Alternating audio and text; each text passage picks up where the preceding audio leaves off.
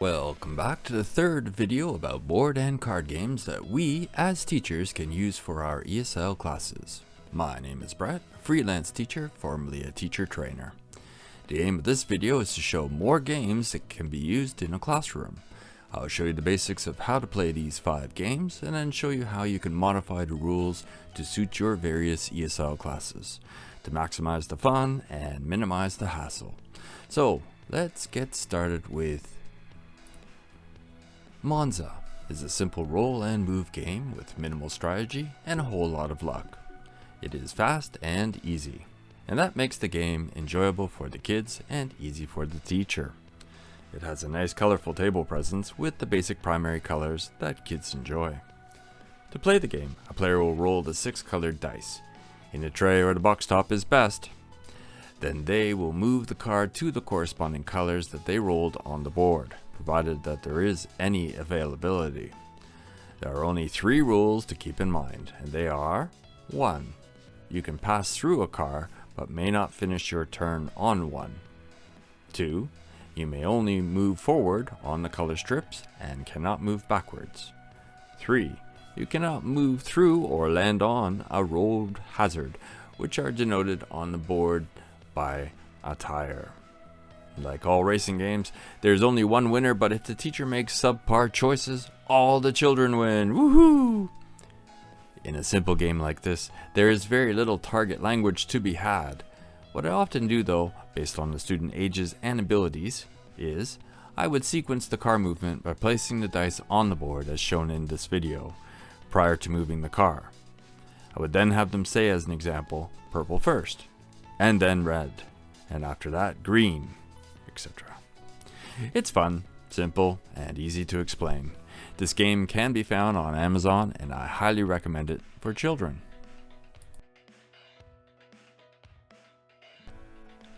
Animal Upon Animal is a stacking dexterity game.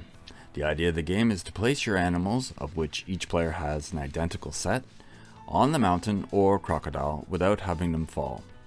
The winner is the player or team that successfully stacks their last animal first.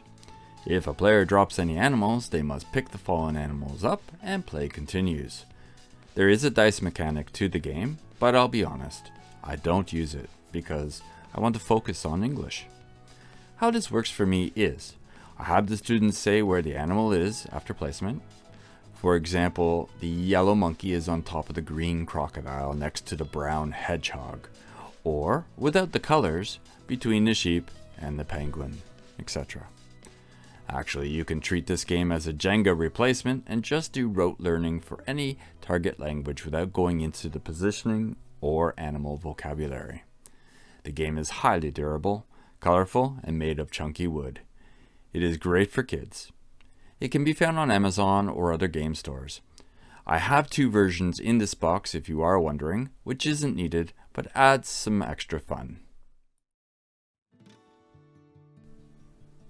Similo is a cooperative deduction card game.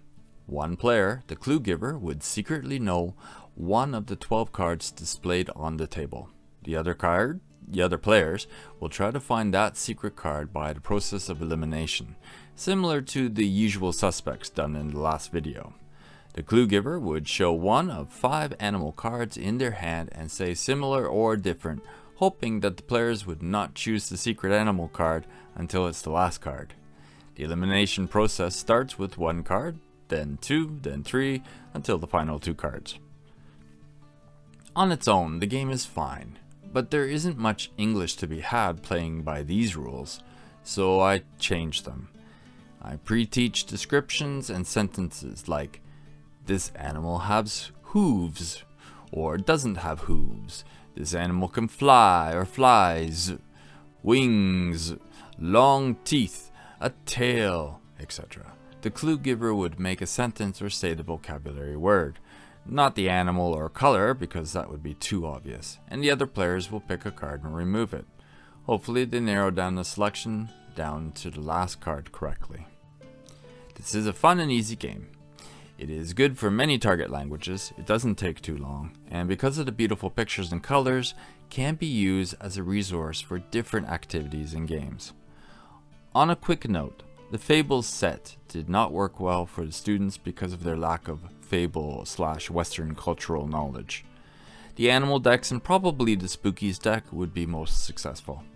Similo is rather inexpensive and can be found on Amazon.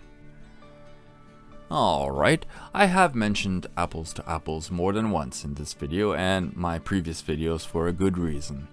It was a major trendsetter of its time and a launching pad of sorts for many games of the future. Here's how it plays. Players start with a hand of 7 red apple cards. I use 5, which feature nouns. A player is selected to be the first judge, and that judge plays a green apple card, which features an adjective. Other players will choose a noun card and put it face down on a table. These noun cards are then shuffled, and then the judge displays them in front. The round is won when the judge determines the best match, red apple card for their green apple card. The green apple card is awarded to the winner as a trophy, and the next round begins with the judge position being passed to the player on the left. Play continues until at least 5 trophy cards are earned by one of the players. Right away, the 5 trophy cards make the game too long for the average ESL class. Bring it down to 2 cards. If there's more than one winner, then so be it. Fun to be had regardless. The ease of play and the weird combinations of noun plus verb cards make this game fun and easy to get to the table. The challenge is the noun and adjective cards themselves. A dictionary on hand is not such a bad idea, but if the teacher goes through the decks and weans out the difficult and sometimes culturally specific cards, the trouble with vocabulary lessens. This set that I have is the Japanese/English version, but there are many to choose from, including family and kids versions. I highly recommend this game to anyone, including teachers. It's available on Amazon and in many game stores. The last game on this list is Dixit. There are many additions and expansions to the base game, as it has become a staple to many gamers throughout the years. It is a deduction game of sorts, with many variations of play.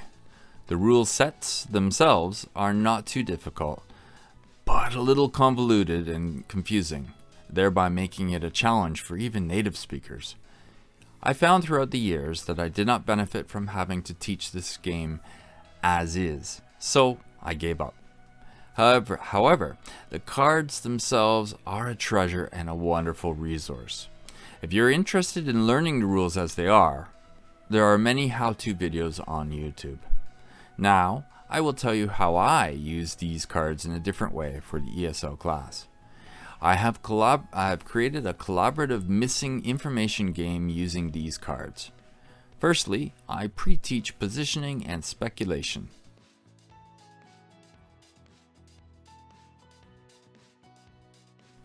Afterwards, with modeling, I have the students choose a card secretively and begin to describe what they see to each other, to either point to a number of cards displayed on the table, maybe a race, or to draw them.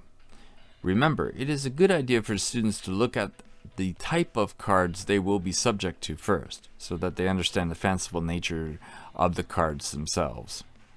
This has always been a successful, albeit somewhat stressful activity at first, but the students love to show each other their drawings afterwards. In the end, as you can see, I have changed the nature of the game itself. I have used Dixit with the native